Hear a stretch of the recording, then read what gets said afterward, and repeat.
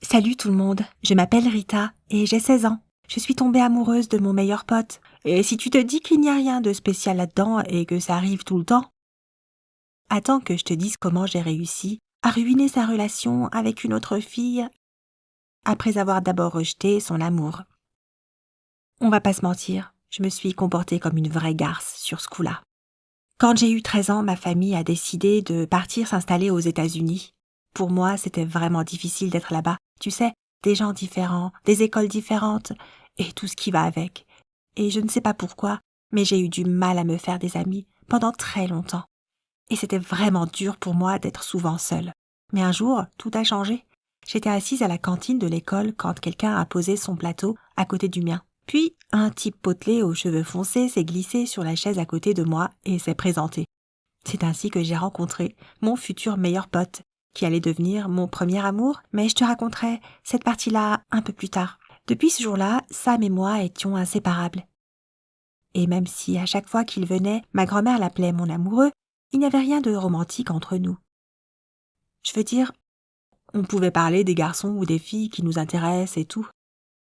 Du moins jusqu'à mon 14e anniversaire. C'était une fête avec la famille proche et Sam était apparemment invité. Après le dîner d'anniversaire avec le gâteau et tout le reste, nous avons été laissés seuls et Sam m'a dit qu'il avait quelque chose de spécial pour moi. J'étais vraiment super excitée. Tu sais, j'adore le sport en général et il le savait. Or, il m'a offert le plus beau survêtement dont je pouvais rêver. Et puis ensuite, il a essayé de m'embrasser. Bien sûr, j'ai fait un bond en arrière et je lui ai demandé ce qu'il faisait. Il avait l'air vraiment confus et a commencé à marmonner quelque chose du genre qu'il pensait que je savais qu'il m'aimait bien et qu'il avait l'impression que c'était réciproque. Je veux dire non, pas du tout. Je ne savais rien de ses sentiments et ça me dérangeait beaucoup de les apprendre. Je lui ai crié dessus en lui disant qu'il était fou et il m'a répondu que je lui avais laissé croire que c'était aussi ce que je voulais. Qui aurait cru que cet idiot allait croire que je voulais sortir avec lui, juste parce que je rigolais à ses blagues? Bref, c'était notre première grosse dispute et il est rentré chez lui. J'ai passé le reste de la nuit à rejouer la scène dans ma tête.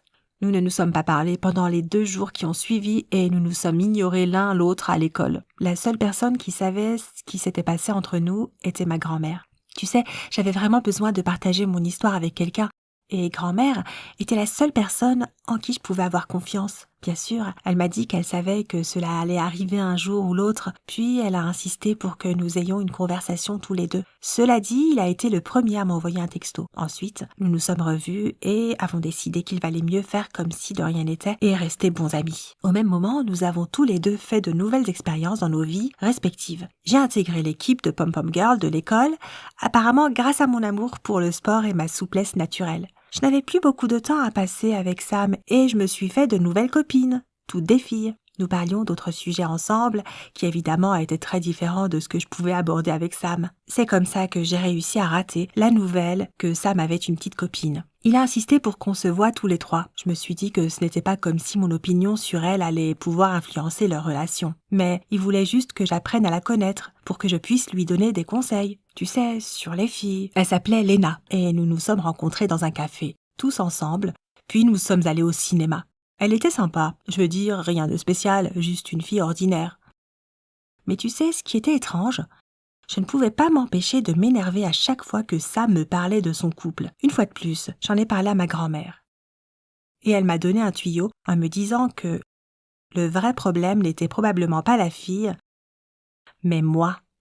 Et si en fait, j'avais des sentiments pour Sam, mais que je ne m'en étais pas rendu compte avant d'avoir été face à une concurrente. Cela m'a fait réfléchir à la situation.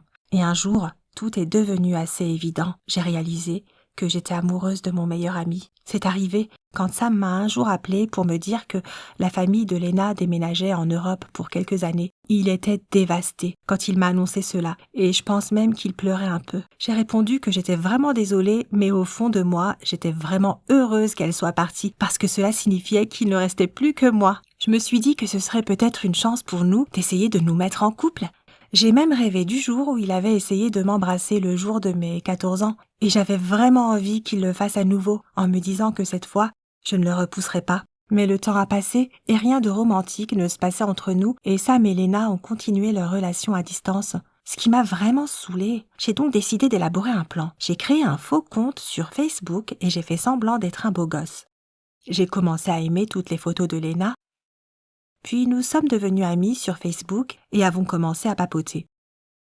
Je voulais juste m'assurer qu'elle flirtait avec moi et je comptais à un moment donné montrer le mec à Sam pour qu'il devienne jaloux et comprenne que Léna n'était pas une fille pour lui. Bon, mon plan a plutôt bien marché. Sam et Léna se sont disputés pour ce mec et elle a même dit qu'il, par il j'entends le faux mec que j'avais inventé, était bien plus charmant et romantique que Sam. Et ils ont finalement rompu. Ce qui m'a rendue très heureuse. Je savais que Sam finirait par cesser de se préoccuper de la situation à un moment donné et que je serais celle qui le soutiendrait et qui serait gentille et tout le tralala. Mais en fait, quelque chose a vraiment mal tourné. J'étais avec Sam chez moi quand le téléphone a sonné. Quelqu'un appelait sur le téléphone fixe. J'ai dû quitter la pièce pour répondre à cet appel, mais j'ai oublié de prendre mon portable avec moi. Et c'est à ce moment-là que Léna a décidé d'envoyer un message à ce type, je veux dire à moi. Quoi qu'il en soit, Sam a tout vu sur l'écran de mon téléphone. Il n'avait même pas besoin de déverrouiller le clavier pour voir de quoi il s'agissait. Et, bien sûr, j'ai essayé de tout lui expliquer, mais il n'a rien voulu écouter. On a eu une grosse dispute et il a refusé de me parler pendant quelques jours. Je parie que tu ne devineras jamais comment on s'est réconciliés. Sam est venu chez moi un jour et a répété à peu près la même chose que ce que je lui avais dit un jour à propos de l'amitié et tout ça. Qu'en gros, il préférerait qu'on reste amis, plutôt qu'on essaye de tenter de sortir ensemble. C'était plutôt nul d'entendre tout ça d'ailleurs, et il a aussi dit qu'il me pardonnerait si je lui donnais accès à ce faux compte. Il s'est avéré qu'il voulait se venger de Léna. D'après ce que j'ai compris, il voulait organiser un rendez-vous avec elle, en se faisant passer pour ce type, pour qu'elle se fasse poser un lapin. En ce qui me concerne, la seule chose qui me reste à faire est de rester la personne la plus proche de Sam. Je veux dire, même si j'ai promis de rester juste amie avec lui, mes sentiments ne sont pas encore partis. Et ils ne le seront probablement jamais. Qui sait, peut-être que ses sentiments pour moi se réveilleront un jour. Mais alors on verra bien. Ce sera une toute autre histoire. Voilà ce que j'avais à raconter pour cette fois. N'hésite pas à écrire ce que tu en penses dans les commentaires ci-dessous et de cliquer sur j'aime.